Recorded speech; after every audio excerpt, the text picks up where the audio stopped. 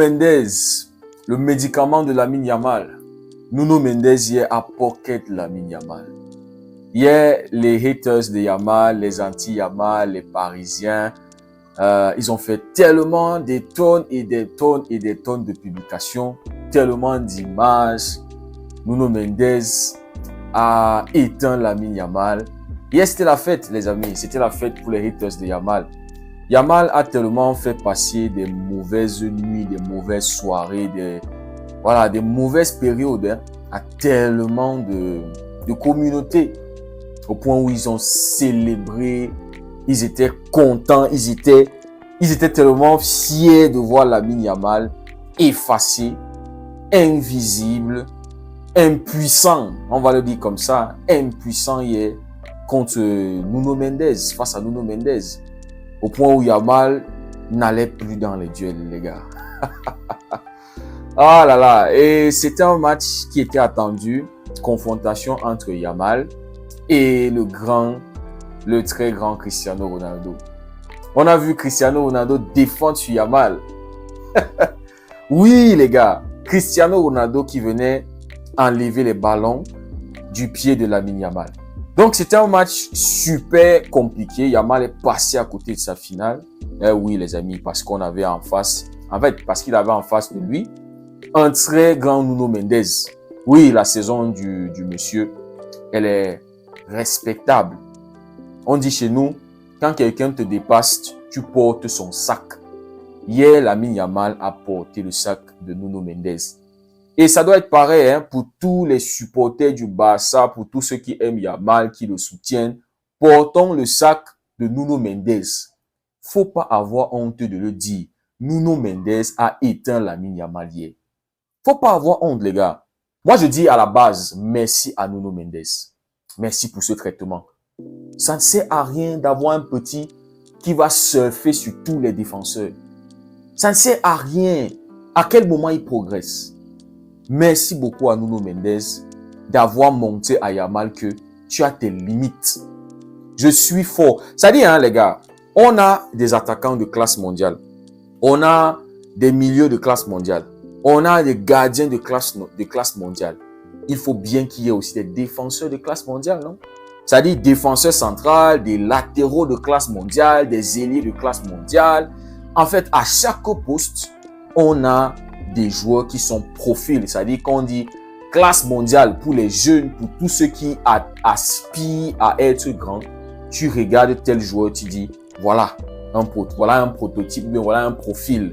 Voilà un joueur que j'admire. Hier, les amis, Nuno Mendes a montré qu'il est un latéral de classe mondiale. Comme on a un Lamine Yamal qui aspire, ou bien qui aujourd'hui, parmi les ailiers de classe mondiale, parce que quand tu vois son classement cette saison, il fait partie de ces ailiers-là qui sont capables d'éteindre à 95% la plupart des latéraux. 95% des latéraux. On a vu Yamal éteindre les Ferland Mendy, éteindre les Théo Hernandez, éteindre les Di Marco. C'est-à-dire, on a vu tellement de latéraux qui ont souffert entre les mains de Lamine Yamal. Et c'est pour ça que les gars ont fait la fête hier. Parce que le petit à 17 ans, il traumatise. Il traumatise. Comme on le dit souvent, il n'a pas de respect pour ses grands frères. Il ne ressent pas de pression. Lui-même, il se met la pression pour pouvoir exister. En fait, pour pouvoir faire un top match, il se met une certaine pression. Et là où les gens disent qu'il est arrogant, il est si, il n'est pas humble, machin. Il débute sa carrière dans une époque où il y a les réseaux sociaux. Vous voulez qu'il fasse quoi de ces réseaux sociaux? Il a 17 ans. Quand vous avez son âge, vous faisiez quoi à son âge? Pour certains d'entre nous, il n'y avait pas les statuts, il n'y avait pas les stories, il n'y avait pas les TikTok, il n'y avait pas tout ça.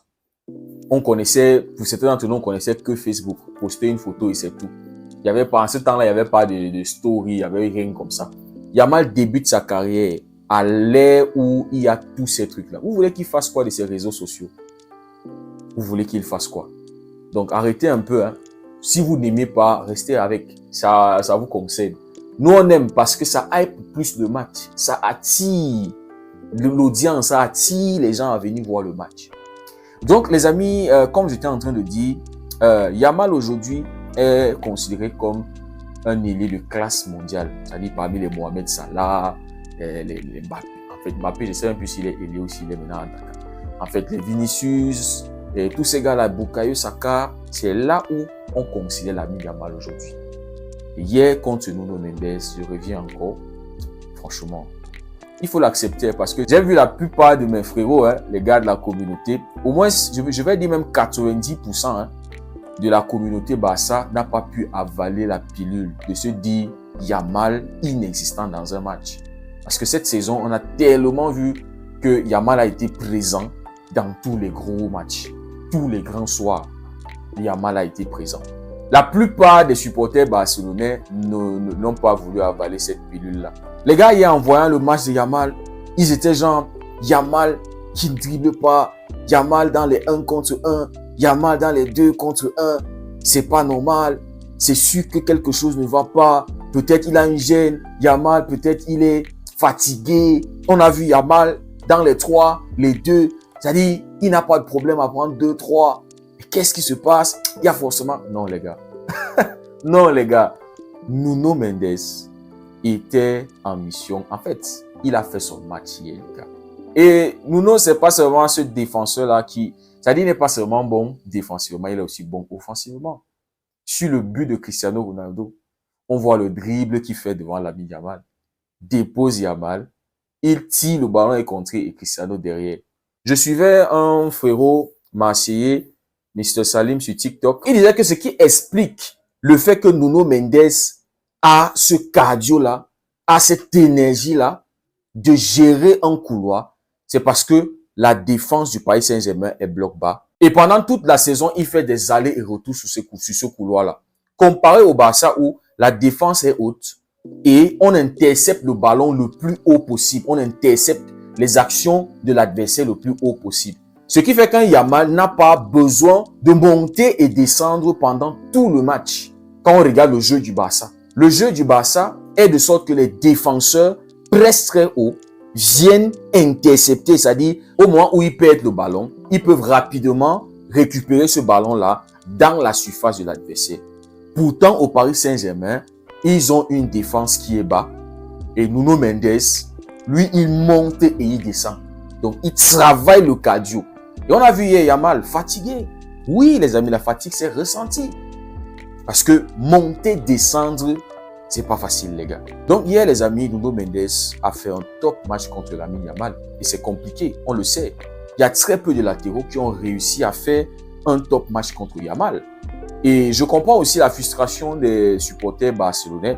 Parce que quand tu vois des latéraux plus expérimentés qui ont souffert entre les mains de Yamal, tu te dis non, c'est pas possible. Nuno Mendes, il est jeune.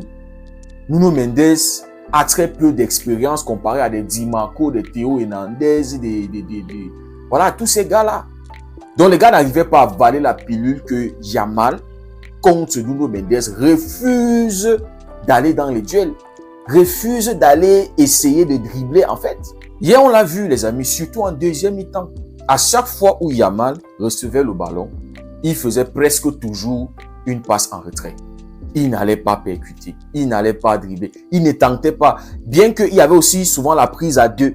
Mais le Yamal qu'on avait eu, par exemple, contre l'Inter, il ne tremblait pas. On lui a vu déposer les défenseurs de l'Inter. Donc c'est pour ça que les gars hier étaient complètement surpris. Les gars étaient étonnés parce qu'on ne l'a pas vu avec Lamine Yamal. Mais voilà, c'était compliqué.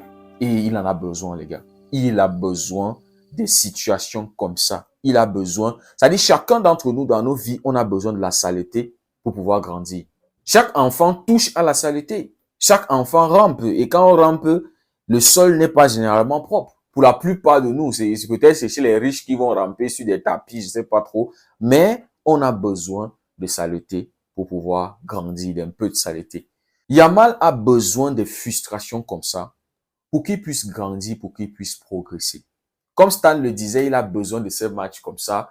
Des matchs comme ça où tu rentres dans ta chambre et tu ressens la frustration. C'est-à-dire quand tu es seul, il y a ce truc-là à l'intérieur qui te révolte, qui te dit « Ah, petit, je dois travailler. » Parce que si tu passes le temps, comme je le disais, tel défenseur arrive, tu le fumes. Tel défenseur arrive, tu le fumes. Au bout d'un moment, nous-mêmes, on va se fatiguer. comment est-ce qu'il va devenir fort? Est-ce que tous ces grands joueurs-là qui sont passés avant Yamal, qui ont marqué le sport, le football, en fait, le sport même en général, que ce soit tennis, basket, boxe et tout ça, est-ce qu'il y a une légende qui n'a jamais été battue? La réponse est non. Est-ce qu'il y a un grand homme sans des grandes défaites? Non, il n'y en a pas. Parce que là, c'est même rien. Ils n'ont même pas perdu le match en 90 minutes. C'était 2-2, ça allait au tir au but et voilà. Là, c'est rien. C'est-à-dire qu'il n'a même pas encore connu la frustration. Tu vois, dans un match où on te rince correctement, 5-0, tu perds, tu es nul. Cristiano l'a vécu avec Lionel Messi. Cristiano a les témoignages de quand il est passé en Liga. Les classiques comme ça où Messi, à lui tout seul, gère tout le match. Lui, Cristiano, il est impuissant. 5-0, c'est là au tableau. C'est pas que tu es nul. Non, c'est que ce match-là, tu étais nul. Tu étais impuissant, tu ne pouvais rien faire. Tu as trouvé des défenseurs de classe mondiale qui t'ont dit, oh petit, calme-toi, ici là, nous on te gère. Et il y a eu des matchs où c'est Cristiano qui a géré. Donc les amis, dans chaque vie, dans chaque grandeur, il y a aussi des profondeurs. Il y en a. Mais si, avant d'être ce qu'il est aujourd'hui, il est passé par tellement de frustrations en sélection comme en club. Il a connu des grosses humiliations. Le 8-2, il était là, impuissant. Je pense même pas qu'il marque ce match-là. Je me rappelle le but de Suarez. Pour sa sélection, à chaque fois, il est allé en finale 3 fois. 2 fois en Copa América, 1 fois en finale de Coupe du Monde, 2014 contre l'Allemagne, 1-0 de l'Allemagne. Messi était impuissant alors qu'il avait fait une top campagne de Coupe du Monde. Sa Coupe du Monde était exceptionnelle. Je pense qu'il termine même le meilleur joueur de la Coupe du Monde. Si je ne me trompe pas, je pense oui, c'est lui. Et si je ne me trompe pas aussi, le meilleur buteur. Soit l'un, soit l'autre, en fait. Ou bien les deux. Mais 2014, Messi porte l'Argentine jusqu'en finale, mais arrive en finale, passe à côté de sa finale, complètement.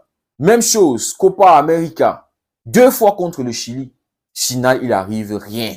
Jusqu'à ce que Messi se dit, non, je suis maudit. Non, je vais mettre fin à ma carrière internationale. On se rappelle que les gens se sont mis sous la pluie en Argentine. Le chef d'État a dû supplier, a dû dire à Messi, reviens, on a besoin de toi. C'était pas facile, les gars. Donc, dans chaque grandeur, il doit avoir des échecs et des gros échecs même. Donc, Yamal n'a même pas encore. Ça là, c'est rien. On l'a pas vu pleurer. Il était là, bien touché, bien frustré, bien attristé. Mais on l'a même pas encore vu pleurer. Ça arrive. Il y aura des moments comme ça. Donc, bien Nuno Mendes a servi de premier enseignant. Vraie difficulté. C'est-à-dire, quand il va s'asseoir pour faire la rétrospection sur sa saison, il va voir Carreras, il va voir Nuno Mendes, il va voir tous ces matchs-là où il n'a pas pu marquer, où il a été impuissant. C'est des matchs comme ça et c'est des joueurs comme ça qui permettent à des attaquants de pouvoir travailler et de progresser. Quand tu n'as pas connu le vinaigre, tu ne peux pas apprécier le miel. Sans des grosses frustrations, tu ne peux pas apprécier des grosses victoires aussi. Ouais, Cristiano Ronaldo qui pleure parce que ça fait 3 ans, il n'a pas touché un trophée collectif. Il a connu le vinaigre. Vous le voyez pleurer, c'est parce que ça soit à Al Nassr, que ça soit en sélection, ça a été compliqué pour Cristiano, les gars. Coupe du Monde 2022, défaite, perte, sortie contre le Maroc.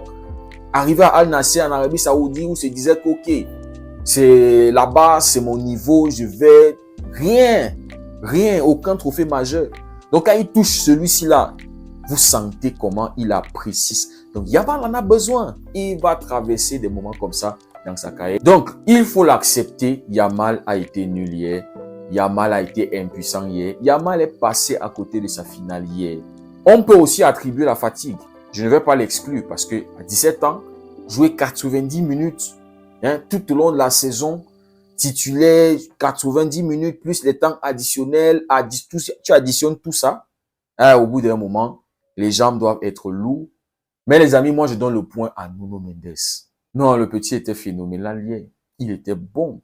Mais aussi, j'aimerais dire à tous les haters de Yamal, tous ceux qui ont fait la fête hier, vous avez démontré encore par tout ce que vous avez fait hier, les publications que vous avez faites hier, que Lamine Yamal est le meilleur joueur du monde actuellement.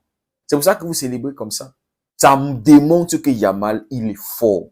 Parce que s'il était un joueur lambda, s'il était un joueur, ah, voilà, ok, on lui a éteint. Mais le fait que vous faites la fête, le fait que vous avez fait des tonnes et des tonnes de publications démontre que Yamal est une terreur, démontre que Yamal est fort. Et apprêtez-vous pour le ballon d'or. Pour ceux qui disaient, ouais, passer à côté de son ballon. Si on veut prendre un match pour dire, ok, match ballon d'or, c'était contre la France. Donc, il a eu son ballon d'or contre la France. Hein? C'était pas contre Cristiano. Aucun des joueurs du Portugal n'est un candidat favori ou sérieux pour le ballon d'or. Aucun. Oui, Nuno Mendes, il a fait une top saison. Il va être bien classé. Il aura un bon ranking dans le ballon d'or. Vitinha aussi. J'ai vu les bookmarks qui le mettent déjà troisième. Il n'y a pas de problème. Mais hier, il n'y avait pas de candidat sérieux pour le ballon. Et en plus, c'est Nuno Mendes qui sort homme du match. Donc, Yamal est fort. Mais hier, Yamal a été impuissant. Et le fait qu'il a été impuissant hier, l'Espagne a perdu. Comme le Barça, on l'a vu. À chaque fois où Yamal était impuissant dans un match, à chaque fois où Yamal a galéré, que ce soit dans le but, que ce soit dans la création, c'est-à-dire les passes décisives et tout ça, ces équipes ont généralement perdu. Son poteau contre l'Inter, s'il le marque, le Barça gagne. Parce qu'à ce moment-là, on était à 3-2. S'il marque ce but-là, on est à 4-2 et on gagne. C'est-à-dire le but d'Acerbi n'aurait pas été un problème. Ça démontre que Yamal est un élément clé, important de toutes les équipes là où il joue. Les amis, dites-moi ce que vous en pensez en commentaire. Et moi, j'aimerais voir Nuno Mendes progresser. Je le souhaite ça vraiment. Franchement, il est bon, il est fort, il est humble. C'est ce que j'aime chez lui. Et même dans sa conférence de presse après le match, il a dit voilà, Yamal mérite le ballon d'or, tout comme Ousmane Dembélé. Il n'a pas fait le sectarisme des Parisiens, c'est Ousmane Dembélé, point barre. Si le contenu vous a plu, n'hésitez pas à liker et à partager. Pour ceux qui découvrent la communauté, n'hésitez pas à vous abonner. Merci beaucoup d'avoir suivi la vidéo. On se dit à très bientôt. Prenez tout soin de vous. Que Dieu vous bénisse.